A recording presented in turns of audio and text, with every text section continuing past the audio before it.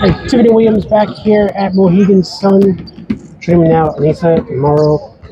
I butcher last names, so did I say it right? Morrow, yeah. Morrow. Uh, Okay.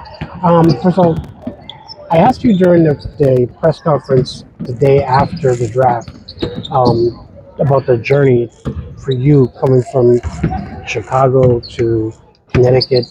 Talking about that journey, talking to people about that journey. yes, it was a tough journey, of course. Just having to persevere, be as resilient as I possibly could be to accomplish the goals that I wanted to. Grateful for my parents for giving me the opportunity and putting me in front of people to receive the opportunities that I did, but just taking advantage of it. Being young on the south side of Chicago, you might not see those opportunities, but I feel like I've been able to open up another life for my family and just show them that it's capable and it can be done. South side of Chicago, I mean, it's not notorious, but it's notorious enough where a lot of people know about it. Growing up, what was it like for you?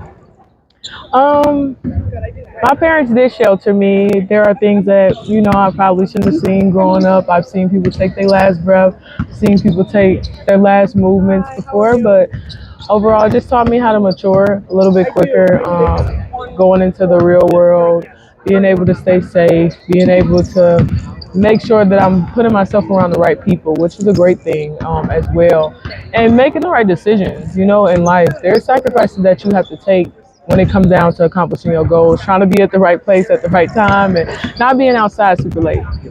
The Aneesah now, sitting with me right here, what would you say to the Aneesah back then, growing up in the south side of Chicago? Um, I would say this is what happens when you trust the process. This is what happens when you listen, when you become a sponge to those around you that are mentoring you, and when you put the extra work in and be as resilient as you possibly could be through anything that's thrown at you. Talking about college, collegiate ball, um, what are some things that prepared you in collegiate ball for the WNBA that you can kind of bring it into practices or Yeah. here? Well, I would say it's not really anything that you could teach for my energy, my motor, or something that's, out of this world. So I've been able to bring that. I've been able to bring that energy, that motor to practices, and I've been enjoying it. I've been a sponge. I'm learning a lot from Tina, Marina, Diamond, and overall everybody. And they've been helping me a lot. I know Coach Chad, shout out to him. He's been mentoring me and just helping me a lot throughout this process. Any good advice from any specific players that you've kind of just taken in and leaned on more than others? Um, I know that I talked to Tina and she was just like, you a dog. Like that's the way that you play and you have to be able to translate that. The game is gonna slow down for you, but just stay true to you and be who you are because that's what got you here. Let me go back real quick. Draft night, you were asked about your grandmother. Talk to us about your grandmother and how special she was for you. Yes, she's very special.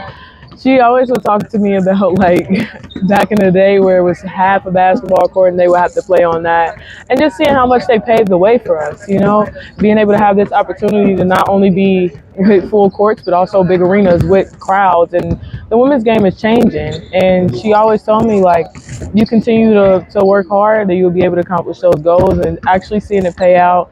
And for her to be at my draft night was very emotional for me, but grateful. How much of your game today is for your grandmother and your mother?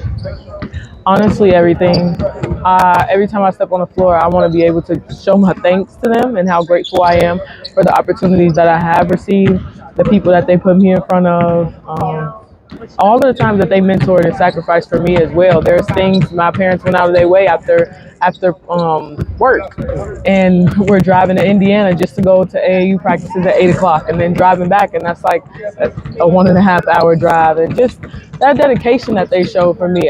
That's the only way that I could show them that I'm grateful on and off the floor. Like, is giving 100% every day. Draft day. Ask you about that real quick. Um, it starts out in the morning time. You're at the Empire State Building. I was there. I saw you there. Talking about the energy there and the excitement within you that day. Yes, it was a lot of energy. I feel like I was a little bit nervous. Didn't really know what to expect. You get to watch it on TV, you get to see it, but like the whole experience was very laid out. It wasn't as chaotic as I thought it would be. It was very long, but I enjoyed the process, about it just being all about me, getting my makeup, my hair, everything done, and it was fun. Um, Turning that switch to like the Empire State Building. How was that? It was great. I didn't light it, but it was great. Being able to see it, being able to be there, take pictures, get educated a little bit about it as well. All right. So I'm just talking to England. I'm Tiffany Williams here with Aneesah Morrow. Thank you very much. Of course.